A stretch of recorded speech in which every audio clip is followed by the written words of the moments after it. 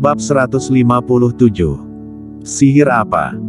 Klu Tang langsung ketakutan saat mendengar polisi datang. Dia tidak takut sebelumnya. Karena mereka tidak salah, awalnya apotek firma yang menggertak pelanggan dan meminta mereka untuk membeli barang secara paksa. Sekarang Kingston Jiang telah melukai begitu banyak orang. Masalah ini, dikatakan besar tidak besar, dikatakan kecil juga tak kecil. Dikatakan kecil, masalah ini bisa diselesaikan dengan satu kalimat. Dikatakan besar, ini adalah perkelahian yang menyakiti orang, itu berarti masuk penjara. Suami, bagaimana ini, bagaimana ini? Benar juga, seseorang dari keluarga He ada di daerah militer, aku akan menelepon meminta bantuan. Klu Tang teringat sesuatu dan hendak menelepon. Kingston Jiang segera berkata, istri, tidak apa-apa, benar tidak apa-apa, jangan menelepon untuk menyusahkan orang lain, aku bisa menyelesaikan ini, percayalah. Pada saat ini, terdengar suara langkah kaki. Belasan polisi naik ke atas. Melihat lantai 2 yang hancur dan puluhan orang tergeletak di tanah, semua polisi ini tercengang. Dia melirik Kingston Jiang, yang masih duduk, dengan ekspresi tenang di wajahnya. Orang-orang ini semua dijatuhkan oleh anak ini. Tim Ding, kamu akhirnya datang. Malcolm Su menahan rasa sakit, mengulurkan tangannya untuk menutupi kepalanya, bangkit dari tanah, menunjuk Kingston Jiang dengan ekspresi menakutkan, dan berteriak, itu dia, cepat tangkap dia, seumur hidupku akan kubuat dia habiskan di penjara. Philips Ding melirik Kingston Jiang dan segera memberi perintah, tangkap dia. Beberapa petugas polisi mengeluarkan senjata mereka dan berjalan dengan hati-hati menuju Kingston Jiang. Satu orang bisa mengalah puluhan orang. Ini jelas bukan tipe yang baik, jadi harus berhati-hati. Siapa yang berani? Kingston Jiang mengeluarkan sertifikat. Tunggu. Philips Ding segera berhenti, berjalan mendekat dan datang ke Kingston Jiang, melihat dokumen di tangannya. Dokumen itu berwarna hitam, dengan naga hitam di atasnya dan beberapa kata di bawahnya, Komandan Belantara Selatan. Melihat kata-kata ini, Philips Ding terkejut sejenak dan kemudian tertawa terbahak-bahak, haha, nak, tidakkah kamu tahu bahwa menyamar sebagai petugas adalah kejahatan besar? Benarkah? Kingston Jiang menyimpannya dengan tatapan canggung, dan berkata, karena seperti ini, aku tentu bisa menelepon, bukan? Philips Ding merasa percaya diri tentang Kingston Jiang, tetapi juga merasa frustrasi. Apakah anak ini benar-benar memiliki latar belakang? Malcolm Su meraung, Tim Ding, apa yang kamu lakukan? Jangan ragu-ragu, cepat tangkap. Kakak ketiga, jangan khawatir, biarkan dia menelepon. Aku ingin melihat siapa yang bisa dihubungi anak ini. Philips Ding tidak berani menyinggung Malcolm Su dan juga takut bahwa Kingston Jiang memiliki latar belakang yang bagus. Lagi pula, bukan orang biasa yang bisa menjatuhkan begitu banyak orang sendirian. Kingston Jiang berjalan ke samping dan mulai menelepon. Klu Tang bingung. Sertifikat apa yang ditunjukkan Kingston Jiang barusan? Dia hanya melihat itu berwarna hitam, seperti apa bentuknya dan apa yang tertulis di atasnya, dia tidak memperhatikannya.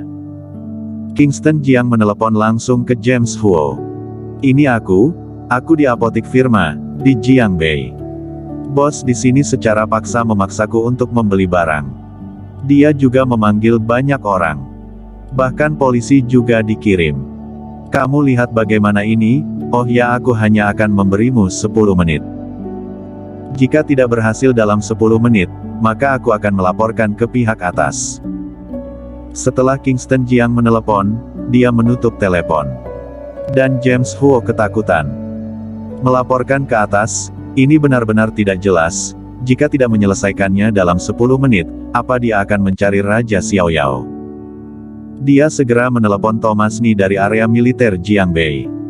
Setelah Kingston Jiang menelepon, dia menghampiri Klu Tang. Klu Tang menatapnya dengan curiga dan bertanya, siapa yang kamu panggil? Kingston Jiang tersenyum dan berkata, tentu saja itu panggilan untuk melapor. Selama Raja Xiaoyao menjabat, tidak seorang pun di 5 provinsi yang berani membuat masalah. Aku tidak menyangka akan ada pemaksaan jual beli yang kuat di Jiangbei, tunggu saja, sebentar lagi akan ada yang mengurusnya. Philips Ding pikir bahwa Kingston Jiang benar-benar memiliki sejarah. Ternyata, menelepon untuk melapor kasus. Philips segera tertawa, "Nak, kamu menelepon untuk melapor. Apakah kamu tidak tahu bahwa ini adalah milik keluarga Su?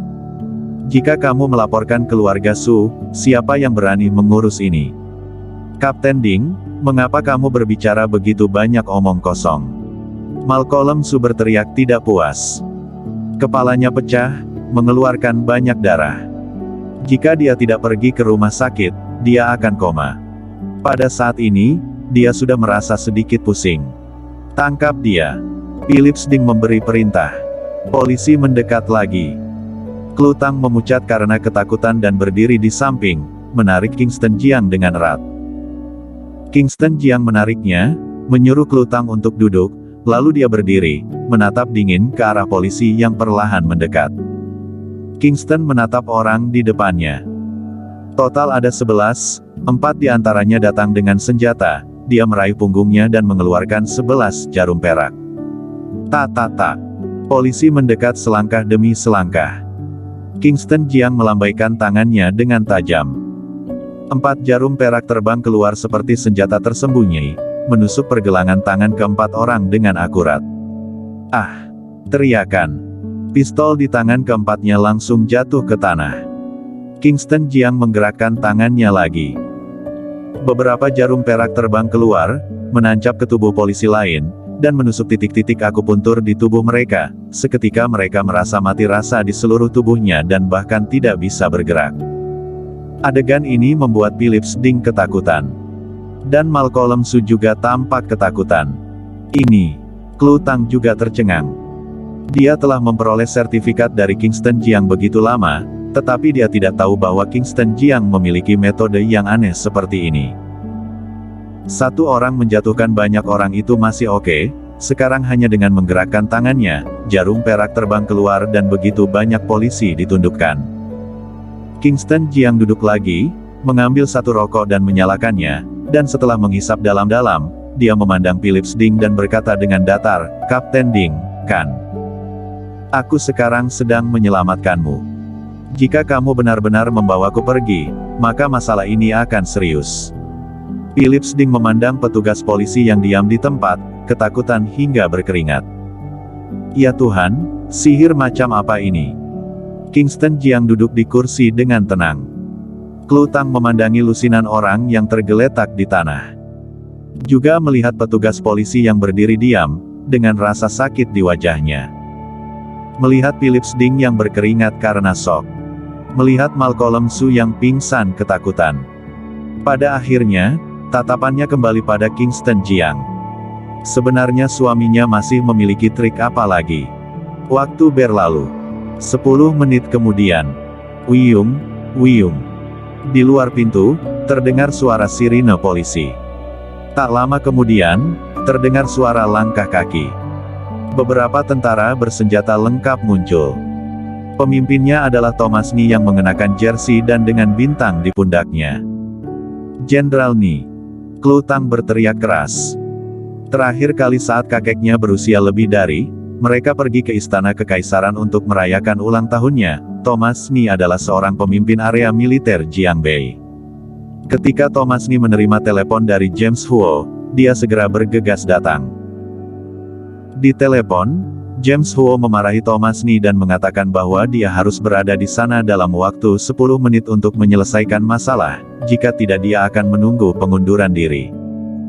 Thomas Ni mengerutkan kening ketika dia melihat Klutang. Mengapa keluarga Tang lagi? Dia masih merasa bingung dengan masalah terakhir kali yang terjadi di Imperial Residence. Meskipun sekretarisnya melakukan kesalahan, tapi seharusnya dirinya tidak diberhentikan.